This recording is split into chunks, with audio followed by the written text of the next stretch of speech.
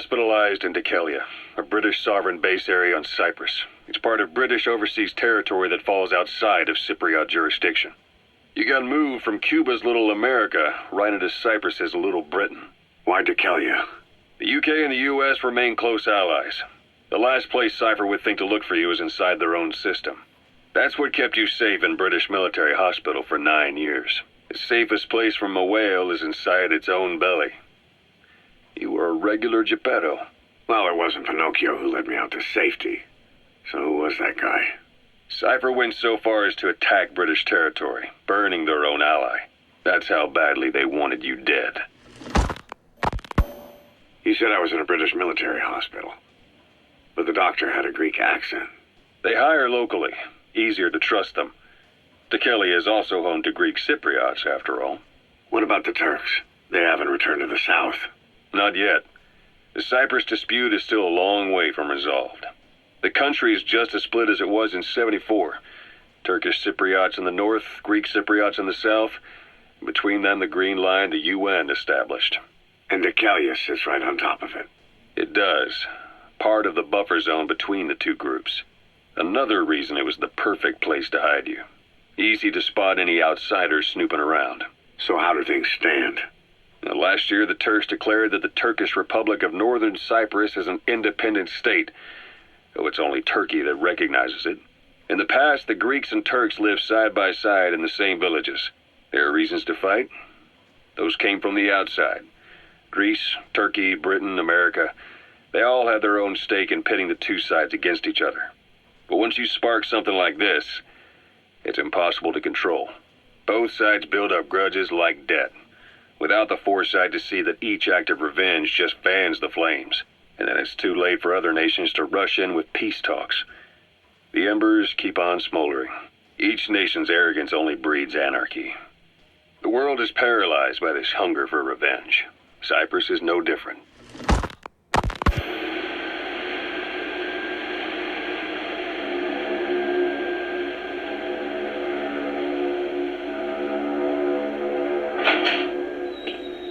You're up.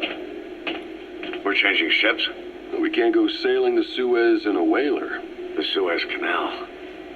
When did they reopen it? Not long after you were attacked. Once they finished sweeping it for mines after the Arab-Israeli conflict. Can you stand?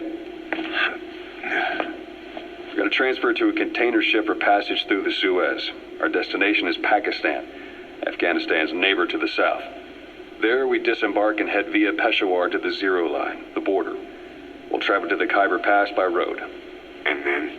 We continue on horseback. Afghanistan's main roads are under Soviet control. We'll need to go around them. It'll be all narrow, winding paths through the mountains. We'll do better on horseback. It's a local guerrilla tactic. They use the higher ridges to avoid air recons. Then they charge down the mountains for ambushes. The Soviets still haven't devised a counter-strategy. Our time frame is only half as much as we really need. It's gonna be a tough march. Better horses than boats. Well, it'll make for good physiotherapy. Take the time to get used to that new arm. While the Soviets have indicated they are not participating in the Los Angeles Olympics, primarily because the United States has made no attempt to guarantee the safety of the Soviet Union's athletes, the United States is increasingly demonstrating the belief that the issue has nothing to do with its preparations, and in fact this is retaliation for the Western nations' boycott of the previous Moscow Olympics. That concludes today's news. That's quite some news. The Soviet Union not attending the LA Olympics? Yeah. Andropov's death has changed some things. They're calling it revenge for the Western boycott of the Moscow Olympics. Countries boycotted the Moscow Olympics? Yes. In protest of the Soviet Union's invasion of Afghanistan. Over 50 countries were absent. It's too bad I didn't get to see Yamashita's judo.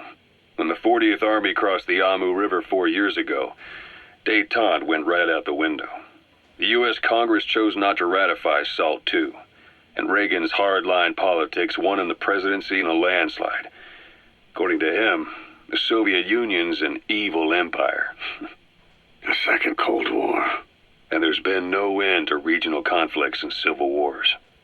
Lebanon, the Falklands, Grenada, Iran, Iraq. The story never changes. Egypt and Israel did sign a peace treaty. But then the driving force on the Egyptian side, President Sadat, was assassinated afterward. Apparently, his actions were considered a betrayal of his fellow Arabs. Islamic extremists? Yes, fundamentalist extremists have been responsible for some bold acts of terrorism in recent years. We've had extremist students in Iran take U.S. embassy workers hostage, and suicide bombings in Lebanon. Over 300 foreign soldiers stationed there have been killed. But countries have yet to develop an effective means of dealing with terrorism. Afraid of losing their own men, they've pulled their forces out, handing private forces a golden opportunity. Private forces? Small armies with no national affiliation, working for the highest bidder. That's right, they got the idea from you. After Mother Base went down, they began spreading to meet the soaring demand. Miller's organization is just one of many PFs now. The entire world is after you. But at the same time, it needs you too. Miller told me about what happened in the Caribbean 9 years ago. You do remember Miller. You'd formed a private army with him, an army with no allegiance to a nation. I remember, but... I see. You're not sure what's fact and what's a fantasy caused by the Koma. It's still all a mess, huh? All I can do is tell you the facts as they were told to me. I've gone easy on you up until now, but this is where the hard stuff begins. 1974, the year before you entered your coma. You were in Colombia, operating with a small unit of men, basically mercenaries. Miller was among them. Miller was trying to find a way to turn his and your talents into a line of work. He was looking to start a business where you would fight on behalf of others around the world, those who needed military force. But the reality was, at that time, you didn't have enough gear to equip your own men. Then Miller came across this client. It was a huge job he was offering, but you had a shot at pulling it off. You accepted it and headed into Costa Rica. The client even threw in an offshore facility in the Caribbean. The Mother Base, that would be your new base of operations. Miller sure did have a head for business. As your mission went on, your unit grew and grew. More weapons, more money. Before you knew it, you were commanding 300 men. As the organization got bigger, your military powers swelled to match. It got so the international community couldn't afford to ignore you. You were just too damn successful for your own good. You, your men, had worn out your welcome. Everyone was out for you. East, West, First World, Third. It was only a matter of time before someone took you down. And that was XOF. Officially, they're an anti-terror unit under the CIA. In reality, they're Cyprus' private strike force. They lured you to Cuba using Chico, the Nicaraguan revolutionary kid, and Paz, a mole who worked for Cypher as bait. While you were gone, XOF, posing as a nuclear inspection team, stormed Mother Base. At the same time, C4 they placed on the strut legs went off. The whole thing went down in minutes. XOF. Kisses and hugs followed by a big FU. All because of Miller's blind spot. A back door into Mother Base no one suspected. You remember a certain scientist. Huey was responsible for bringing the inspection team on board, giving the enemy a perfect opportunity to hit you at home. You were returning from Cuba when it happened. Mother Base came damn close to taking you with it into the Caribbean. Those of your men out on assignment returned right away. They refused to believe the wreckage in the water they found was Mother Base. But they checked the coordinates again and again, until reality finally settled in. You were supposed to die that day. That was XOF's primary objective. As far as most folks know, you did. The first doctor to see you wasn't even sure what he was looking at. Before they'd even finished operating, your men moved you to that hospital in Cyprus.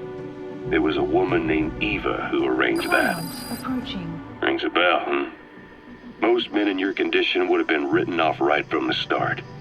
But you survived. You went straight down to hell, and they pulled you out. Your eye wide open. Full of venom. The days of naked snake are long gone. Welcome back, Venom Snake. This world still needs you. Snake, try this on. A prosthetic arm. Yeah, Miller was calling it the arm that wasn't there. The physiotherapy's going well. Your arm's bulked up enough for it to fit. There. Perfect. A little time with it, and it'll work better than the real thing. What do you think? Huh. I can still feel my real arm. Well, you better get used to this one quick. You have any pain? Every now and then. Where? My fingertips. My left fingertips. Sounds like phantom pain. Your brain still remembers your old hand. Yeah. What about your vision? Can you see okay? Yeah, at the moment. Now, the shrapnel in your skull is pressing on your optic nerve.